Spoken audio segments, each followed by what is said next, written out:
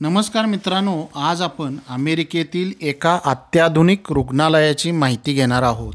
तर समोर दृश्यामध्ये तुम्ही एक लक्झरियस गाडी बघितली आणि या गाड्या ओला किंवा उबेर कंपनी मार्फत भाड्याने दिल्या जातात। अशा लक्झरियस कारमधून हॉस्पिटलला जाण्याची मजाच काही और असते। सकाळचे 8:30 वाजलेले आहेत। सगळीकडे धुक्याची दाट अशी चादर पसरलेली आहे आणि अशा वातावरणात आम्ही हॉस्पिटलची अपॉइंटमेंट घेतलेली आहे। अपॉइंटमेंट म्हटलं की तुम्हाला वाटेल ती काल किंवा परवा घेतली असेल। ही अपॉइंटमेंट घेतली होती 4 महिन्याच्या पूर्वी। भारतासारखं आपण नशीबवान हॉस्पिटलच्या बाबतीत इथं नक्कीच नाही। भारतामध्ये आपल्याला डॉक्टर अर्ध्या तासाच्या आत किंवा 1 तासाच्या आत अवेलेबल असतात आणि लगेच ते सेवेसाठी तत्पर असतात। रात्री अपरात्रीही ते आपल्यासाठी अवेलेबल असतात। त्यामुळं डॉक्टर सेवेची किंवा वैद्यकीय सेवेची किंमत आपल्याला कधीच पडत नाही। ही बघू शकताय आमची गाडी आणि हा आहे तो आमचा ड्रायव्हर आणि हा आम्हाला ह्या कारमधून घेऊन निघालेला आहे। तर मित्रांनो, इथं हॉस्पिटलमध्ये जाण्यासाठीही दृश्यामध्ये तुम्ही बघताय हा लहान मुलगा अगदी कार सीटमध्ये आराममध्ये बसलेला आहे। ही जी सीट आहे हिला कार सीट म्हणतात आणि जर आपण 3 वर्षाच्या वरची मुलं किंवा लहान मुलं जर गाडीतून कॅरी करत असेल 3 वर्षाच्या खालील किंवा त्याच्यावरती, तर त्यांना अशा प्रकारच्या कार सीट घेणं हे कंपल्सरी आहे। म्हणजे लहान मुलाच्या सेफ्टीसाठी हा इथल्या गव्हर्नमेंटचा प्रयत्न आहे। आणि जर अशा प्रकारच्या सीटमधून मुलांना न नेता आपण डायरेक्ट नेलं तर $400 पर्यंत इथं फाईन आहे। त्यामुळं मुलांना मांडीवरती घेऊन कारमध्ये बसता येत नाही। तर मुलांना अशी स्पेशली डिझाईन केलेली सीट यामध्येच घालून आपल्याला हॉस्पिटलमध्ये किंवा कुठेही जाताना घेऊन जावं लागतं। लहान 2 महिन्याची 3 महिन्याची बाळही अशा या सीटमध्येही बसवूनच इथून त्यांना आपल्याला प्रवास करता येतो। तर ह्या दृश्यामध्ये ही जी भिंत आपण बघितली तर ही भिंत आहे, याच्या आसपास प्रचंड अशी झाडी आहे। त्याच्यामध्ये हरणं, काळविटं असे वन्यजन्य प्राणी आहेत। ते रस्त्यावरती येऊ नये म्हणून इथलं गव्हर्नमेंट अशा प्रकारच्या सुविधा या प्राण्यांसाठी करतं। या देशाला प्रचंड अशी जमीन आणि विस्तृत असं पाणी लाभलेलं आहे। तर तुम्ही दृश्यामध्ये बघताय की जंगलासारखी इथं अशी प्रचंड अशी झाडं आहेत आणि या झाडाच्या आसपासच सुंदर अशी तळी आहेत। तर मी ज्या स्टेटमध्ये राहतो त्या स्टेटला तळ्यांचं राज्य म्हणजे 40,000पेक्षा जास्त तळी या राज्यामध्ये आहेत। हे टायर तुम्ही बघताय तर सध्या स्नोचे दिवस असल्यामुळं असं स्पेशल टायर गाडीचं चेंज करून घ्यावं लागतं, जेणेकरून स्नोमध्येही तुमची गाडी सुरळीतपणे चालू शकते। तर आता आपण हॉस्पिटलच्या रिसेप्शनमध्ये आहोत आणि रिसेप्शनवरती आल्यानंतर तुमची पूर्ण माहिती तपासली जाते। तुमची अपॉइंटमेंट कधीची होती, तुम्हीच तो पेशंट आहात का, आणि या गोष्टीची खातिरजबाबी झाली की तुम्हाला समोर ठेवलेल्या अगदी आलिशान खुर्च्या तुम्ही बघताय। तर या हॉस्पिटलमध्ये अशा प्रचंड अशा खुर्च्या, आलिशान खुर्च्या, AC सगळी व्यवस्था असते। त्याच्यावरती तुम्हाला अगदी रिलॅक्समध्ये बसायचं आहे। आणि या देशामध्ये लोकसंख्या कमी असल्यामुळं किंवा यांचं मॅनेजमेंट प्रॉपर असल्यामुळं तुम्ही बघताय की प्रॉपर त्यावेळेला जेवढे पेशंट आहेत तेवढेच पेशंट इथं घेतले जातात। हॉस्पिटलमध्ये प्रथम आल्यानंतर तुमचं बॉडी मास इंडेक्स म्हणजे तुमचं वजन, हाईट, त्यानंतर तुमचं ब्लड प्रेशर, या प्राथमिक गोष्टीची तपासणी इथली नर्स येऊन सुरुवातीला तुमची करते आणि हा सर्व डेटा ती डॉक्टर येण्याच्या पूर्वी आपल्या कॉम्प्युटर बाबाच्या मदतीनं कॉम्प्युटरमध्ये साठवून ठेवते आणि एकदा भरलेला डेटा हा नेक्स्ट व्हिजिटपर्यंत ॲज इट इज कॉम्प्युटरमध्ये असाच राहतो। आणि या देशाचं अजून एक वैशिष्ट्य म्हणजे तुमचा आधार कार्डसारखा एक नंबर असतो, ज्याच्यावरती तुमचा सगळी माहिती ही इथं स्टोअर करून ठेवली जाते। तुम्ही इथून कुठल्याही हॉस्पिटलमध्ये गेला तरी ती तुमची माहिती तुमच्या डॉक्टरकडे अवेलेबल असते। त्याचा फायदा असा होतो की तुम्ही कुठल्याही हॉस्पिटलमध्ये गेला आणि तुम्हाला काहीही झालं तर 0 मिनिटाच्या आत तुमची सगळी माहिती ही या डॉक्टरला मिळते। तुम्ही हॉस्पिटल बघत असाल हे एखाद्या 5 स्टार हॉटेलपेक्षाही कमी नाही। अमेरिकन रुग्णालयामध्ये प्रत्येक विभाग हे स्वतंत्रपणे असतात। त्याच्यामध्ये प्राथमिक चाचण्याचं वेगळं कक्ष असतं, पॅथॉलॉजी लॅब असते, लहान मुलांसाठी विशेष विभाग असतो, दंतचिकित्सालय असतं. तुम्हाला जर एखादं वॅक्सिन घ्यायचं असेल तर वॅक्सिनसाठीही सेपरेट अशी तपासणीचं कक्ष असतं. आणि इथं अजून एक आहे की आपल्यासारखी औषधाची जी दुकानं आहेत ती औषधाची दुकानं ही हॉस्पिटलमध्ये उपलब्ध नसतात. इथला डॉक्टर तुमच्या तपासणीनंतर तुम्हाला देणारी औषधं जी आहेत ती लिहून कॉम्प्युटर बाबाच्या मदतीनं त्या डायरेक्ट फार्मसीवाल्याला पाठवतो आणि मग फार्मसीवाला त्याची पूर्ण माहिती घेऊन ती हॉस्पिटलमधली जी दिलेली औषधं आहेत ती तुम्हाला देतो. तुम्हाला डायरेक्ट कोणत्याही प्रकारचं औषध घेण्यास इथं मनाई आहे.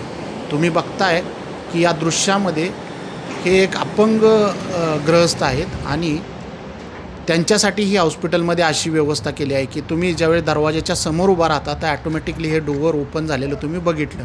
आणि ही आहे ती बस, म्हणजे अशा रुग्णालयांना रुग्णालयापासून त्यांच्या घरापर्यंत सोडण्याची अशी स्पेशल सुविधा या गव्हर्मेंटनं इथं केलेली आहे. आणि ही सर्व सेवा ही अगदी फ्री मुक्त स्वरूपामध्ये आहे, पण त्यासाठी तुम्हाला अगोदर डॉक्टरची स्पेशल अशी अपॉइंटमेंट घ्यावी लागते.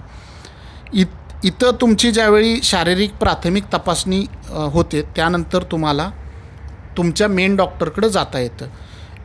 इथं अजून एक हॉस्पिटलचं महत्त्वाची गोष्ट म्हणजे इथं 2 प्रकारचे रुग्णालय असतात. एक असतं इमर्जन्सी केअर आणि दुसरं असतं ते अर्जंट केअर आणि तिसरं जे असतं ते आपलं नॉर्मल हॉस्पिटल.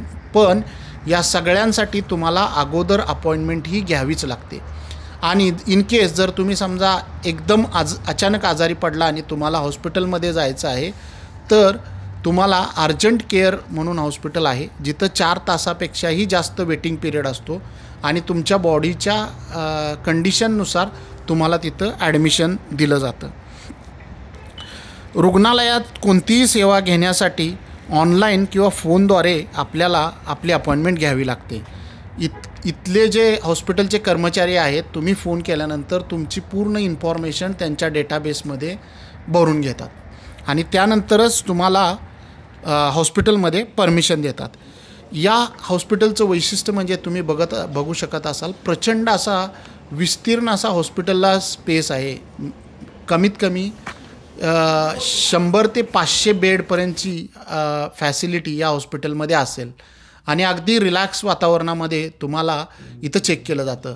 तुम्ही दृश्यामध्ये बघू शकताय हे जे दृश्य आहे हे एका डॉक्टरच्या आतल्या केबिनचं चित्र आहे.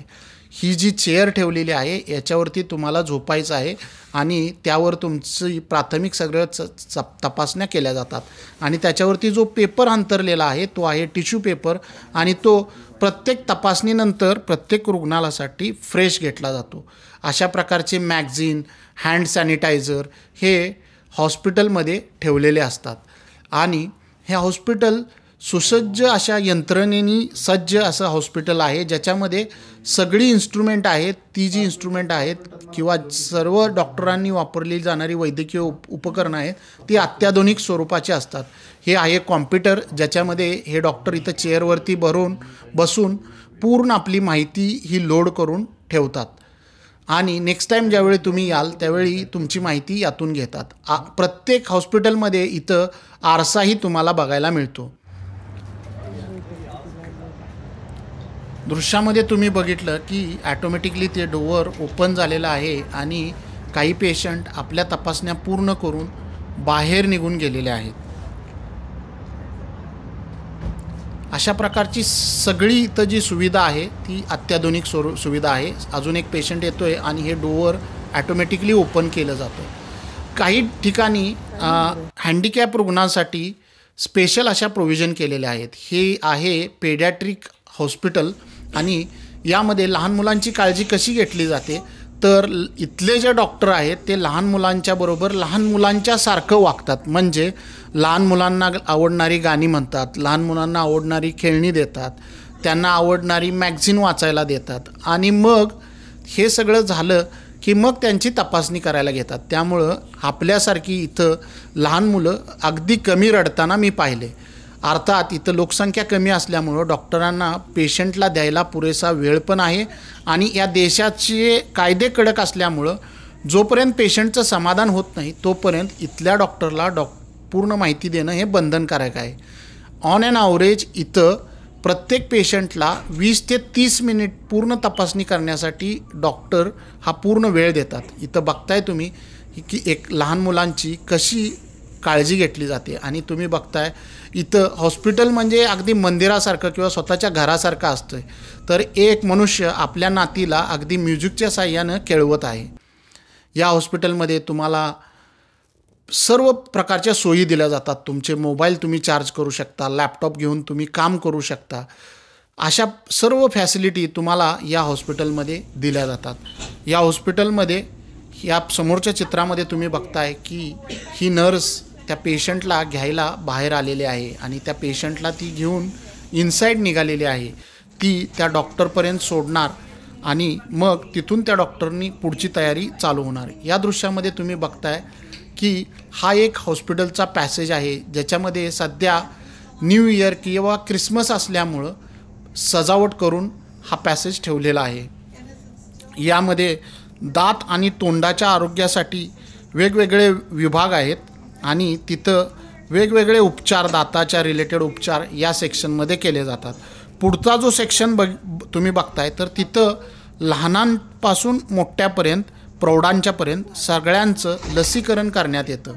तर हे लसीकरण याचाही डेटा कॉम्प्युटरमध्ये पूर्णपणे ठेवलेला असतो. ज्यावेळी तुम्ही हॉस्पिटलमध्ये जाता त्यावेळी ते तुमचा डेटा काढून बघतात आणि तुमच्या लसी किती झालेल्या आहेत, कोणत्या लसींची तुम्हाला गरज आहे याची पूर्ण तुम्हाला माहिती देतात आणि त्यानुसार तुमचं इथं लसीकरण केलं जातं. या हॉस्पिटलमध्ये अजून एक गोष्ट म्हणजे प्रचंड अशी पार्किंगची व्यवस्था प्रत्येक रुग्णासाठी उपलब्ध करून दिलेली आहे. या हॉस्पिटलमध्ये अशा प्रकारचे स्क्रीन ठेवलेले आहे ज्याच्यावरती TV सारखे असणारे स्क्रीन आरोग्याबाबतीत सगळ्या प्रकारच्या माहिती तुम्हाला इथं उपलब्ध करून देतात. या दृश्यामध्ये तुम्ही बघताय की एक्झॅक्टली वेइंग मशीन आणि हाईट मेजरमेंट करण्याचं जे मशीन आहे ते या कोपऱ्यामध्ये ठेवलेलं आहे आणि हा जो मधला पॅसेज आहे ती लेडी इथून आत गेली. एक्झॅक्टली आम्ही इथून आत आलेलो आहोत. तुम्हाला हा व्हिडिओ कसा वाटला हे मला नक्की कळवा. तुमच्या कमेंटची मी वाट आतुरतेनं बघत आहे. तर चला भेटूया पुन्हा एकदा अशाच एका नवीन इन्फॉर्मेशनसह. तोपर्यंत बाय.